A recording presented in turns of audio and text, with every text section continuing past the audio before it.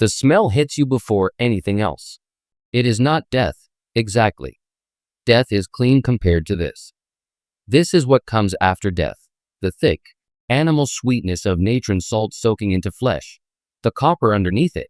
The linen that has absorbed too many bodies to smell like linen anymore. You breathe through your mouth. You learn that in your first week. Your master learned it before you were born. The man on the stone table has been here for 4 days. He arrived wrapped in a reed mat. His family standing in the courtyard outside, their grief expensive and formal. You were not introduced to them. You will never speak to them. You are not that kind of person. You press 2 fingers against the linen pack beneath the man's left side and feel the cavity give slightly, the work of yesterday. The work your master's hands completed while yours held the tools and tried not to shake. The heart is still inside. It must stay inside. You know this. You know all of it. But knowing and doing are separated by years, and you are still, even now, on the wrong side of that distance. Your master appears in the doorway. He says nothing. He watches your hands. You do not stop working. Outside this room, the city is loud. Thebes does not care about the dead the way you care about the dead. Thebes cares about grain prices and the river and which official has fallen out of favor at the palace.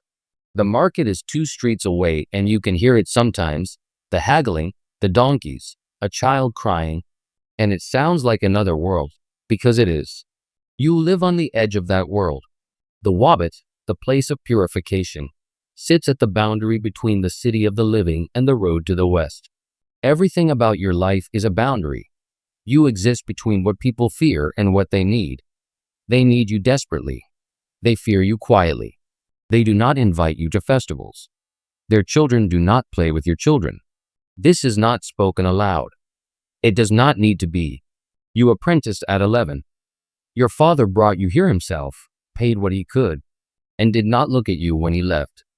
It was not cruelty. It was the calculation of a man with too many sons and too few choices. The embalmer's craft passes through families, father to son, master to apprentice, because no one else will take it up, and because those who hold it hold something real, something permanent. The priests need you. The nobles need you. Even the pharaoh, living god, son of Ra, son of the horizon, even he will one day need someone like you to carry him safely into the next world. That knowledge sits in your chest like a stone, heavy, useful, not quite comfort. Your day begins before light. You wake on a mat in the small room behind the preparation hall. You share it with another apprentice, a boy 2 years younger than you named Amenhotep, who snores and who is, despite everything, your closest friend in the world. You wash. You eat bread and onion if there is bread and onion. You put on the linen apron that marks what you are, and you go into the hall, and you begin. The work is long. The work is always long. There is a process, and the process is sacred, which means it is also law, which means deviation is not a mistake, it is a transgression. 70 days. That is the number. 40 days in natron salt to draw the moisture from the body. Then washing. Then anointing. Then the wrapping. Each layer of linen placed according to ritual, spells spoken in sequence, amulets positioned at specific joints, specific organs, specific thresholds the dead must cross. You have memorized the spells. You mouth them under your breath while your hands work, because the words must be said and your master's voice is already hoarse from the morning's prayers. Some days a priest comes to oversee. He stands near the door, does not touch anything, and watches with the expression of a man fulfilling an obligation he finds distasteful. On those days your master stands very straight and speaks very carefully, and everyone in the room moves with a precision that is not quite normal. You have learned to read those days. You have learned to read most things about this room. When the priest leaves, your master's shoulders drop half an inch. Amenhotep exhales. You go back to the linen. There are rules you did not expect.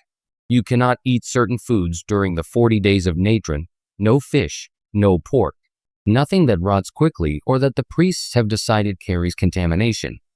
You are already marked by your profession. You cannot afford additional ritual uncleanliness. You wash your hands in natron water before eating. You wash them after. You wash them between tasks in a sequence your master drilled into you until the order became reflex. You cannot speak of the bodies outside this building, not their names, not their condition, not anything you have observed. The families pay for discretion. The craft demands it. And practically, you do not want to be the embalmer who spoke, because embalming is one of the few positions of quiet power available to a man of your birth, and you will not lose it to a careless tongue. Your hands hurt by midday. By evening they are merely numb. Amenhotep asks you once, early in your second year, whether you are afraid. You think about it seriously. You tell him, not of the dead, of the living, sometimes, of making an error that a priest notices, of the family who paid for the finest wrapping and somehow hears that you rushed the third layer, of your master growing old. Amenhotep nods. He is afraid of the same things. You do not talk about it again. You don't need to. It happens in your fourth year. A body arrives that you recognize. You do not know him well, a merchant who lived 3 streets from where your father's house was, where your youngest sister still lives. You saw him at the market. He had a loud laugh. He had a daughter about your age. He is on your table now. Your master looks at you when the body is unwrapped. Just looks. A question without words. You nod. You are fine. You are not fine. But you begin. Because this is what you do. Because the ritual does not pause for the embalmer's feelings, and the feelings, whatever they are, grief or strangeness or something you don't have a name for, they do not belong in this room. You work through the afternoon. You say the words. Your hands follow the pattern. Somewhere near the end of the second hour, when you are applying the first layer of cedar resin to the prepared cavity, you become aware that you are crying. Not visibly, your face is still, your hands are steady. But there is something moving through your chest that feels like grief and also feels like recognition. And it frightens you more than anything that has ever lain on this table. Because you understand, suddenly and completely, what this work actually is. It is not preparation. It is not a service. It is a promise. Every body that passes through your hands, every merchant, every official, every child, every person whose name you were never told, you are promising them something. Not with words, with salt, with linen, with resin applied in the correct order by hands trained to do it without error. You are promising them continuity, and the weight of that is enormous. The weight of that is everything. Your master appears at your shoulder. He looks at your work. He says nothing for a long moment. Then he picks up the next strip of linen and holds it out to you. You take it. You continue. Years pass the way years pass in work like this, measured not in seasons, but in bodies, in the particular quality of silence that fills the hall between one task and the next. Your master's hands begin to tremble eventually. Slightly. Enough. One morning he stands beside the table and watches instead of working, and you realize without ceremony that the roles have changed, and that this is what succession looks like in a place like this. No announcement, no occasion, just a quiet redistribution of weights. Amenhotep is fully capable now. There is a new apprentice, a boy of 12 who breathes through his nose and must be reminded to breathe through his mouth. You teach him, not everything at once. What you need first, then what you need next. The sequence of the spells. The pressure required for the linen to lie flat without creasing over the joints, which priests expect acknowledgement and which prefer to be treated as though they are not quite there. The boy asks you once whether you believe it works. Whether all of this, the natron, the wrapping, the words, whether any of it actually does what it claims to do.